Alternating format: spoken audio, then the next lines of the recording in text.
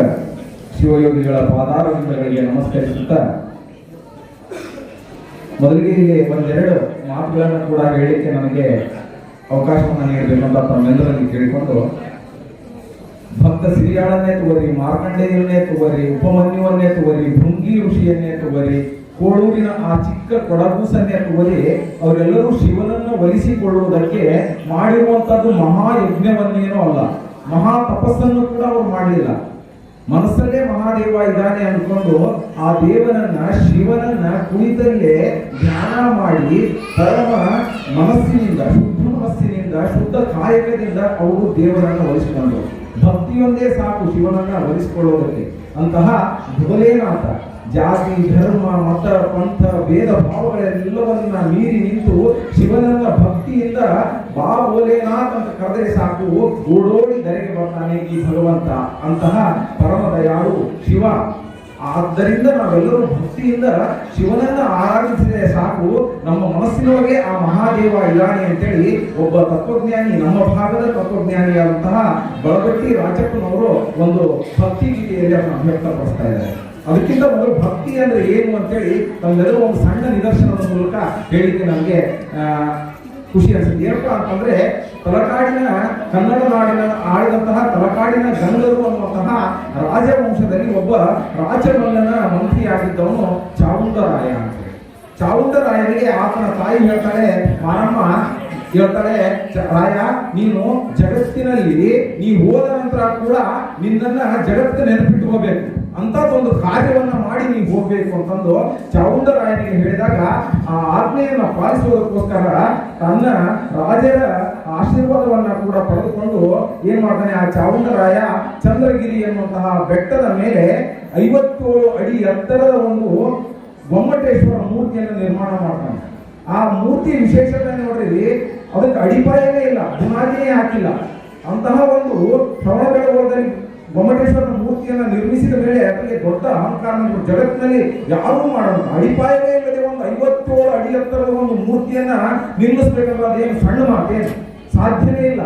ಅಂತಹ ಸಾಧ್ಯವಿಲ್ಲದ ಕೆಲಸವನ್ನು ಸಾಧ್ಯವಾಗಿಸಿದಂತಹ ಕೀರ್ತಿ ನನಗೆ ಸಲ್ಲುತ್ತಾ ಅನ್ನುವಂಥ ಅಹಂಕಾರ ನೋಡಿ ಇದಕ್ಕೆ ಅಭಿಷೇಕ ಮಾಡಬೇಕು, ನಾನು ಮಹಾಮಸ್ತಕಾಭಿಷೇಕ ಮಾಡ್ಬೇಕಂತೇಳಿ ಸಾವಿರಾರು ಕೂಡ ಹಾಲು, ತುಪ್ಪ, ಜೇನು ಈ ಎಲ್ಲವನ್ನ ಸಂಗ್ರಹಿಸಿಕೊಂಡು ಬಹಳಷ್ಟು ಜನರನ್ನ ಸೇರಿಸಿ ಆ ಮಸ್ತಕದಿಂದ ಹಿಡಿದುಕೊಂಡು ಪಾದದ ತನಕ ಆ ಅಭಿಷೇಕ ಮುಟ್ಟಬೇಕು ಅಂತೇಳಿ ಸಾವಿರಾರು ಕೂಡ ಹಾಲು, ಸಾವಿರಾರು ಕೂಡ ನೀರು, ಸಾವಿರಾರು ಕೂಡ ಮಧುವನ್ನ ಸುರಿದರೂ ಕೂಡ ಎಷ್ಟೋ ಹಾಲಿನ ಭಾಗ ಕೂಡ ಆ ಗೊಮ್ಮಟೇಶ್ವರ ಮೂರ್ತಿಯ ಹೊಟ್ಟೆಯ ಕೆಳಭಾಗದಿಂದ ಇಳಿಯೇ ಇಲ್ಲ. ಅವಾಗ ಚಾವುಂಡರಾಯನಿಗೆ ಒಂಥರ ನೋವಾಯ್ತು. ನಾ ಇಷ್ಟೊಂದು ಭಕ್ತಿಯಿಂದ ಶ್ರದ್ಧೆಯಿಂದ ಇಷ್ಟೆಲ್ಲ ಮಾಡೋದಕ್ಕೆ, ಇಷ್ಟೊಂದು ಸಾಧನೆ ಮಾಡಿ, ಇಷ್ಟೊಂದು ಸಾವಿರಾರು ಕೂಡ ಅಭಿಷೇಕಕ್ಕಾಗಿ ಇಷ್ಟೆಲ್ಲ ಹಾಲನ್ನ, ಮೊಸರನ್ನ, ಮಧುವನ್ನ ಸಂಗ್ರಹಿಸಿಟ್ಟು ಇದು ಮಾಡಿದ್ರು ಕೂಡ ಆ ತಲೆಯಿಂದ ಹಿಡ್ಕೊಂಡು ಹೊಟ್ಟೆಯ ಕಡೆಗೆ ಹೋಗ್ತಾ ಇಲ್ಲಲ್ಲ, ಇದು ಏನಿದು ಅಂತೇಳಿ ವಿಚಾರ ಮಾಡಕ್ ಶುರು ಮಾಡಿದಾಗ ಆತನ ಕಣ್ಣಲ್ಲಿ ನೀರೇ ಬಂದ್ಬಿಡುತ್ತೆ. ಕೊನೆಗೆ ಅಲ್ಲೇ ಕುಳಿತಿದ್ದಂತ ಒಬ್ಬ ಅಜ್ಜಿ ಒಂದು ಗುಳ್ಳಿಯಲ್ಲಿ, ಸಣ್ಣ ಗುಳ್ಳಿ ಇರ್ತೈತಲ್ಲ, ಆ ಗುಳ್ಳಿಯಲ್ಲಿ ಹಾಲನ್ನು ತಂದಿರ್ತಾರ. ಯಪ್ಪ ನನಗೊಂದು ಅಭಿಷೇಕ ಮಾಡಕ್ ನನಗೆ ಅವಕಾಶ ಕೊಡ್ರಿ ಅಂತ ಸೈನಿಕರೆಲ್ಲ ಹಿಂದಕ್ಕೆ ತೂಗ್ತಾರಕ್ಕಿಗೆ ಆ ಅಜ್ಜಿಗೆ. ಅವಾಗ ಆ ಚಾವುಂಡರಾಯ ನಿಂತಿದ್ದವನು ನೋಡಿ, ನಮ್ಮಿಂದನೇ ಸಾಧ್ಯ ಆಗಿ ಯವ್ವ ಈ ಮಹಾಮಸ್ತಕಾಭಿಷೇಕ ಮಾಡಕ್ ನಿನ್ನಿಂದ ಏನು ಸಾಧ್ಯ ಐತೆ ಅಂತ ಕೇಳಿದಾಗ, ಯಪ್ಪ ನನಗೊಂದು ಅವಕಾಶ ಕೊಡ್ರಿ ಅಂತ ಕೇಳಿದಾಗ ಆ ಅಜ್ಜಿಗೆ ಬಿಡ್ತಾನೆ ಚಾವುಂಡರಾಯ. ಬಿಟ್ಟಾಗ ಆ ಅಜ್ಜಿ ಸಣ್ಣ ಗುಳ್ಳಿಯಲ್ಲಿದ್ದಂತಹ ಆ ಹಾಲನ್ನು ತೆಗೆದುಕೊಂಡು ಹಣೆಯ ಮೇಲೆ ಹಾಕಿದ್ರೆ ಆ ಚಿಕ್ಕ ಲೋಟದಲ್ಲಿದ್ದಂತಹ ಇಡೀ ಹಾಲು ಪಾದದ ತನಕ ಬಂದು ಮುಟ್ಟುತ್ತಂತೆ. ಇದು ಭಕ್ತಿ ಅಂದ್ರೆ. ಯಾವಾಗ ಚಾವುಂಡರಾಯನಿಗೆ ನಿರ್ಮಾಣ ಮಾಡಬೇಕಾದ ಶಿಲ್ಪವನ್ನು ಕೆತ್ತಿಸಬೇಕಾದ ಇರಲಾದ ಅಹಂಕಾರ ಕೆತ್ತಿಸಿದ ಕೂಡಲೇ ಮೂಡಿತ್ತು, ಆ ಅಹಂಕಾರವನ್ನೆಲ್ಲ ಆ ಅಜ್ಜಿ ನಿರ್ನಾಮ ಮಾಡಿದ್ರು. ಭಕ್ತಿಗೆ ಇಂತಹ ಶಕ್ತಿ ಇದೆ ಅಂತೇಳಿ ಆ ಅಜ್ಜಿ ತೋರಿಸಿಕೊಟ್ಟ ಮೇಲೆ ಚಾವುಂಡರಾಯ ಬದಲಾಗಿ ಅದನ್ನು ತನ್ನ ಕೃತಿಯಲ್ಲೇ ಅದನ್ನು ಬರ್ಕೊಂತಾನೆ. ಆ ನಿಟ್ಟಿನಲ್ಲಿ ನಾವು ಶಿವನನ್ನ ಒಲಿಸಿಕೊಳ್ಬೇಕು ಅಂದ್ರೆ ಭಕ್ತಿಯೊಂದು ಇದ್ದರೆ ಸಾಕು ಅನ್ನುವಂಥದ್ದು ಒಂದು ಬಳಪಟ್ಟಿ ರಾಜಪ್ಪನವರ ಒಂದು ಭಕ್ತಿ ಗೀತೆಯನ್ನ ನಾವಿಲ್ಲಿ ಪ್ರಸ್ತುತಪಡಿಸಲಿಕ್ಕೆ ಇಷ್ಟಪಡ್ತಾ ಇದ್ದೇವೆ.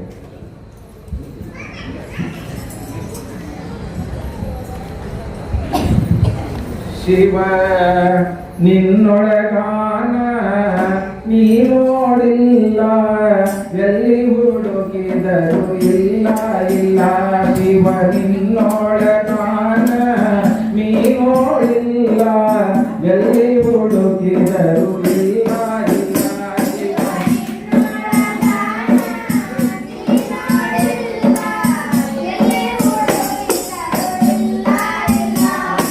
ನಿನ್ನೊಳಗಾನ ನೀನೋಳಿಲ್ಲ ಎಲ್ಲಿ ಹುಡುಕಿದರು ಇಲ್ಲ ಇಲ್ಲ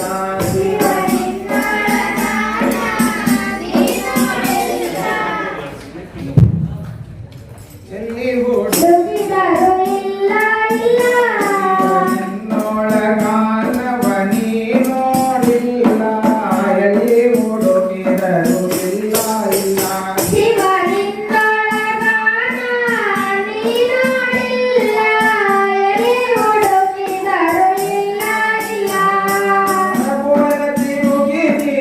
ದಣದೆಲ್ಲ ಶಿವ ನಿನ್ನೊಳಗಾನವ ಕಡೆಗಿಲ್ಲ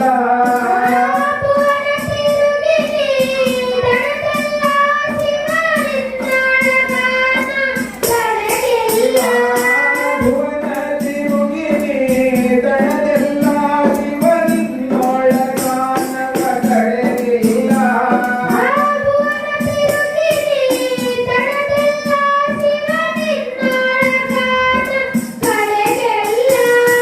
ನಿನ್ನೊಳಗಾನ ನೀನೋಡಿಲ್ಲ ಎಲ್ಲಿ ಹುಡುಕಿದರು ಇಲ್ಲ ಇಲ್ಲ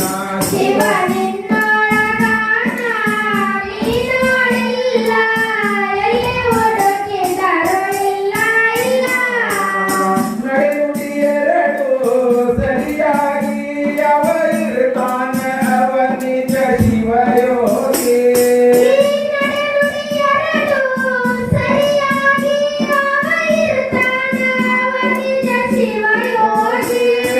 ನಡೆನುಡಿಯೆರಡು ಸರಿಯಾಗಿ ಯಾವ ಇರ್ತಾನ ಅವ ನಿಜ ಶಿವಯೋಗಿ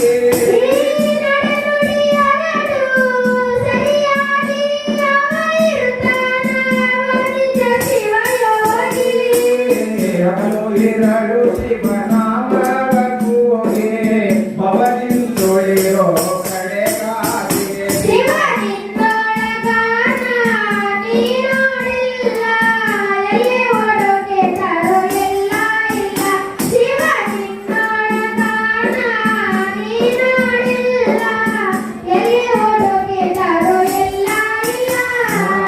ಎಡವಿನ ತೊಡಗಿದು ಸಂಸಾರ ನಿನ್ನ ಜೀವಕ್ಕೆ ಮಾಡ್ತದ ಬಹುದೋರ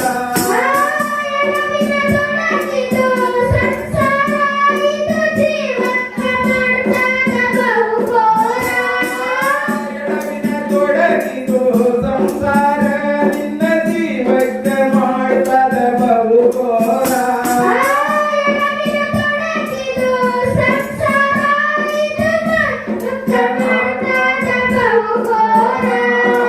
ಇದರಿಂದ ಪಾರಾಗಲು ಶ್ರೀರಾಣಿ ಅಂದಿಗೆ ಆಗುವೆ ಉದ್ಧಾರ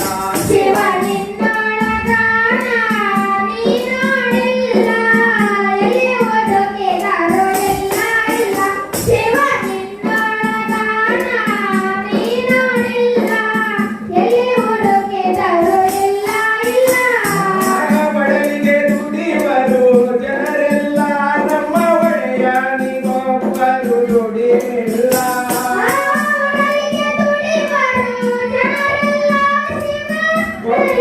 ಒಬ್ಬರು ದುಡಿಯಿಲ್ಲ ಒಡಲಿಗೆ ದುಡಿವರು ಅದರೆಲ್ಲ ನಮ್ಮ ಒಡೆಯ ನಿಗೊಬ್ಬರು ದುಡಿಯಿಲ್ಲ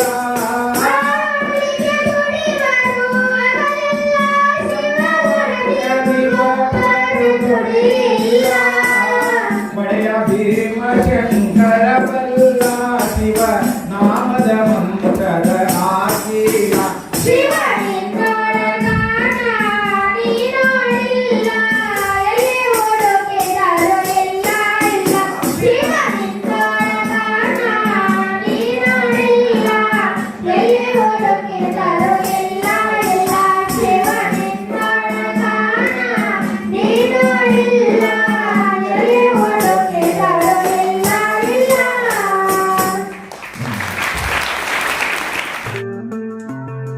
RTV ಕನ್ನಡ ಚಿನ್ನದ ನಾಡಿನ ಕನ್ನಡಿಗರ ಧ್ವನಿ. ನಮ್ಮ ಚಾನೆಲ್ ವೀಕ್ಷಿಸಿದ ನಂತರ ಲೈಕ್ ಮಾಡಿ, ಶೇರ್ ಮಾಡಿ, ಸಬ್ಸ್ಕ್ರೈಬ್ ಮಾಡಿಕೊಳ್ಳಿ. ರಾಯಚೂರು ಜಿಲ್ಲೆಯ ಪ್ರತಿನಿಧಿ ಶ್ರೀನಿವಾಸ್ ಮಧುಶ್ರೀ, ಹಟ್ಟಿ ಚಿನ್ನದ ಗಣಿ. ಧನ್ಯವಾದಗಳು.